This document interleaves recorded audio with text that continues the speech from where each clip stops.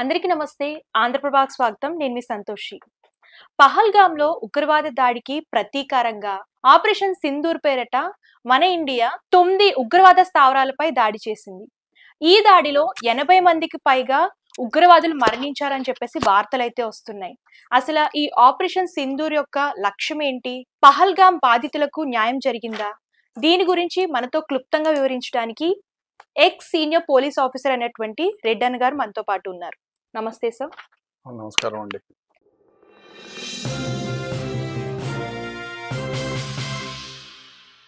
Sir, అసలు operation Sindoor లక్ష్యం ఏంటి sir? Operation Sindoor just a small striker. అదేమిటంటే మన వాళ్ళు ఈ పహల్గామ్లో దాడి జరిగిన తర్వాత ఎవరైతే టెర్రరిస్ట్ ఆర్గనైజేషన్కి సపోర్ట్ చేసి స్లీపర్ సెల్స్ ఉన్నాయో వాళ్ళని చాలామందిని దాదాపు 1000 మంది దాకా స్లీపర్ సెల్స్ని తమ ఆధీనంలోకి తీసుకొని నేషనల్ ఇన్వెస్టిగేషన్ ఏజెన్సీ ఏదైతే ఉందో వాళ్ళు సెంట్రల్ ఇంటెలిజెన్స్ వాళ్ళు వీళ్ళందరూ కూడా వీళ్ళని తమ ఆధీనంలోకి తీసుకొని వాళ్ళని విచారించిన తర్వాత ఎవరైతే ఒరిజినల్గా ఈ ఆర్టీఎఫ్ వాళ్ళకి అదే లష్కర్ ఏ తోయిబా గ్యాంగ్ మెంబర్స్ ఎవరైతే వచ్చి ఈ పహల్గామ్లో దాడి చేశారో వాళ్లకు ఫిజికల్గా సపోర్ట్ చేసిన వాళ్ళని ఇద్దరిని ట్రేస్ చేశారు. ఆ ట్రేస్ చేసి ఒకళ్ళని ఇంట్రాగేట్ చేస్తే ఈ ఎవరైతే ఏది కోట్ల ముజాఫరాబాద్ ఏరియాలలో వీళ్ళు ఈ స్థావరాలు 9 స్థావరాలు ఉన్నట్టు వాళ్ళ ద్వారా గుర్తించారు. అదేవిధంగా తర్వాత గుర్తించిన తర్వాత కూడా వాళ్ళ పిన్ పాయింటింగ్ చేసి ఎవరైతే ఈ ముష్కరులు ఎక్కడైతే ట్రైనింగ్ అవుతున్నారో ఎక్కడైతే హార్బర్ అయి ఉన్నాడో ఎక్కడి నుంచి వీళ్ళు లాంచ్ అయి ఉన్నారో ఆ తీర ప్రాంతాలని కరెక్ట్గా గుర్తించి అక్కడ ఉన్నటువంటి క్యాంపులు ఏమైతే ఉన్నాయో అంటే ముష్కరులు అక్కడ క్యాంపులు నిర్వహిస్తున్నారు. అదేవిధంగా అక్కడ చాలా వివిధమైనటువంటి స్కూల్స్ ఉన్నాయి, చిన్న చిన్న ఉగ్రవాద స్థావరాలు. అదేవిధంగా అక్కడ వాళ్ళకి ప్రొటెక్షన్ ఇస్తూ కూడా చాలామంది ఉన్నారు. ఆ స్థావరాలని గుర్తించి పౌరులకు ఎవరికి ఇబ్బంది కలగకుండా ఈ దాడులు నిర్వహించారు. ఇందులో ఎవరైతే ఉగ్రవాద స్థావరాలు 9లో కొన్నిటిని పార్షియల్గా ధ్వంసం చేశారు, కొన్ని స్థావరాలని మట్టుబెట్టారు. అందులో ఎంతమంది చనిపోయింది అఫీషియల్గా ఇంతవరకు డిక్లేర్ కాలేదు.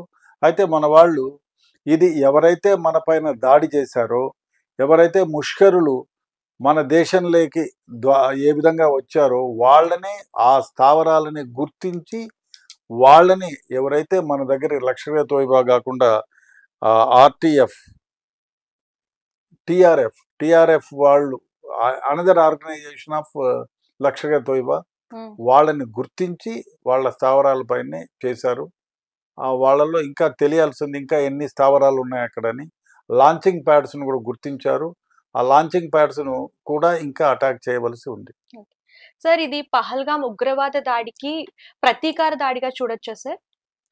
ఉగ్రవాద దాడికి ప్రతీకారం అనే కాదు, ఎందుకంటే ఎవరైతే ఉగ్రవాదులు మన దేశం పైకి వచ్చి అమాయకులైనటువంటి టూరిస్ట్ హిందువులని గుర్తించి మరి బట్టలిప్పి వాళ్ళు ఖతనా చేశారా లేదా అని చూసి వాళ్ళు హిందువులని మట్టుబెట్టి ఆ విధంగా చేసినందువల్ల వాళ్ళల్లో కొన్ని స్థావరాలను గుర్తించి దానిపైన దాడి చేశారు. అంతేగాని మన పైన దాడి చేసిన ముష్కరులను గుర్తించి వాళ్ళను అంతం చేయడానికే ఈ దాడి చేశారు. సార్, ఇప్పుడు అంటే ఈ అటాక్ కి పాకిస్తాన్ ఎలా రియాక్ట్ అవుతుంది సార్? అంటే మళ్ళీ పాకిస్తాన్ ఇండియా పైన తిరిగి అటాక్ చేస్తుందంటారా? అంటే ఇప్పుడు ముష్కరులు మనం పాకిస్తాన్ సైన్యంపైకి దాడి చేయలే, మన వాళ్ళ సివిలియన్స్ ని ఎవరైతే మట్టు పెట్టారో వచ్చి అదే పనిగా బట్టలిప్పి హిందువులా కాదా అని చూసి మన వాళ్ళని చంపారో వాళ్ళు ఉగ్రవాద సంస్థలను మనం ఎదుర్కొన్నాం. ఉగ్రవాదులు ట్రైనింగ్ ఇచ్చే క్యాంప్ అది కూడా పాకిస్తాన్లోకి పోలేదు, మన భూభాగమే. పాకిస్తాన్ ను ఆక్యుపై చేసిన కాశ్మీర్ భాగం అది మన భూభాగమే. మన భూభాగంలో కూడా అది మన భారతదేశం వైపు ఉండే భూభాగం కాబట్టి పాకిస్తాన్ పైకి యుద్ధానికి పోలేదు. పాకిస్తాన్ ఆక్యుపైడ్ కాశ్మీర్ పైన మనం ఈ దాడి చేసాం. అందులోనూ మన బార్డర్లో, అందులోనూ మన పైకి దాడి చేసిన ఉగ్రవాద సంస్థల స్థావరం పైకే చేసాం. కాబట్టి ఇది యుద్ధం కాదు, ఇది ఓన్లీ మనల్ని ఇబ్బంది పెట్టిన స్థావరాలు, ఉగ్రవాద స్థావరాలపైనే ఒక చిన్న దాడి అంతే. ఓకే. అంటే ఈ అటాక్‌తో వార్ స్టార్ట్ అయిందంటారా? లేదంటే ఓన్లీ ఇది అంటే హెచ్చరికల కోసం అటాక్ చేశారంటారా? హెచ్చరికలు కాదు, వారు కాదు. హ్మ్. ఎందుకంటే మన వాళ్ళని 28 మందిని పొట్టన పెట్టుకున్నారు. హ్మ్. అందులో వాళ్ళకేమీ సంబంధం లేదు. వాళ్ళు యుద్ధంతో సంబంధం లేదు, హ్మ్. పాకిస్తాన్‌తో సంబంధం లేదు. They are all tourists. Hmm. టూరిస్ట్‌లుగా వచ్చి అక్కడ టూరిజం చేసుకున్న ప్రదేశంలో హ్మ్. మరీ అన్యాయంగా హిందువులుగా గుర్తించి మరీ చంపితే, వాళ్ళని ఎవరైతే హిందువులుగా గుర్తించి మన వాళ్ళకేమన్నా వాళ్ళకి శత్రుత్వం ఉందా? లేదు. దేశంలో ఎప్పుడైనా వాళ్ళ పేరైనా తెలుసా? లేదు. అటువంటి వాళ్ళని కాల్చి చంపారు కాబట్టి దాని ప్రతీకగానే ఎవరైతే ఉగ్రవాద సంస్థలు ఏ ఏ ఉన్నాయో ఇక్కడ టీఆర్ఎఫ్ హ్మ్. సంస్థలు, వాళ్ళ స్థావరాలు ఎక్కడున్నాయో అది ఖచ్చితంగా ఎంక్వైరీ చేసి, ఇన్వెస్టిగేట్ చేసి, వాళ్ళని ఎవరైతే ఎక్కడైతే ట్రైనింగ్ ఇస్తున్నారో ఆ స్థావరాలపైనే దాడి చేశారు. హ్మ్. అంతేగాని మనం పాకిస్తాన్ పైన గానీ, పాకిస్తాన్ భూభాగం పైన గానీ, పాకిస్తాన్ సైన్యాల పైన గానీ మనం దాడి చేయలేదు. Okay sir.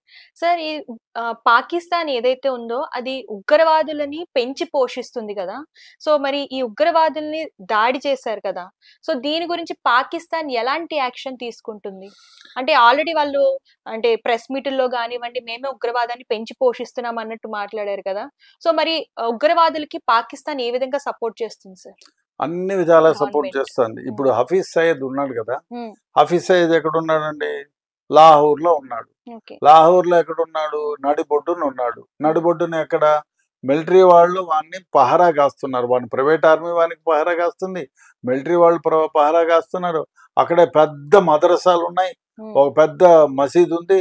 సో, దాని అన్నిటి మధ్యన మహారాజులాగా ఉన్నాడు. హ్మ్. వానికి ఫైనాన్స్ ఇంత క్రితం 5 ఇయర్స్ బ్యాకో, 8 ఇయర్స్ బ్యాకో పాకిస్తాన్ కోర్టు లాహోర్‌లో హ్మ్.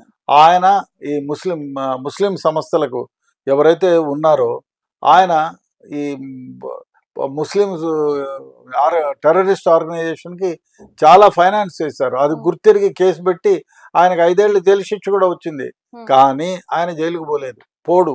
ఎందుకంటే ఆయన మిలిటరీ వాళ్ళతోనే ఉన్నాడు. హ్మ్. మిలిటరీ వాళ్ళందరూ సపోర్ట్ చేస్తున్నారు. ఓకే. ఆయనకు ప్రాణహాని ఉందనే ఉద్దేశంతో ఆయన లాహోర్‌లో నడిబొడ్డున మంచి ప్యాలెస్‌లో పెట్టి వందల కొద్ది జవాన్లని ఆయనకు కాపలా పెట్టి ఆయన ప్రొటెక్షన్ ఇస్తున్నారు. కాబట్టి గవర్నమెంటే ఆయన్ని పోషిస్తుంది. ఓకే. పాకిస్తాన్ గవర్నమెంటే ఆయన్ని పోషిస్తుంది. ఓకే. ఎందుకంటే పాకిస్తాన్ కోర్టు ఆయనకు 5 ఏళ్ళు జైలు శిక్ష ఇచ్చినా అసలు ఆయన్ను పాకిస్తాన్ జైలుకు పంపలేదు.